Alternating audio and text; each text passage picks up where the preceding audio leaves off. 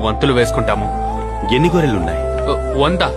బోధకుడా, వాటిలో ఒకటి తప్పిపోతే ఏం చేస్తావు? నేను దానికోసం వెతుకుతాను. అంతేగా? మరి 99 సంగతేంటి?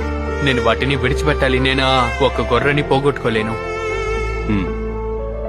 నువ్వు దాన్ని కనుగొంటే నేను దాన్ని నా భుజాల మీద వేసుకుని ఇంటికి తీసుకొస్తాను. బహుశా ఒక చిన్న నాట్యం చేస్తాను.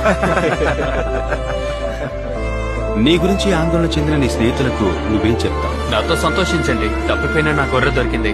అతనేం చెప్పాడో గమనించారా? అతను ఎప్పుడూ తప్పిపోయిన 99 గొర్రెల కంటే ఒక గొర్రె కోసం ఎక్కువ సంతోషిస్తాడు.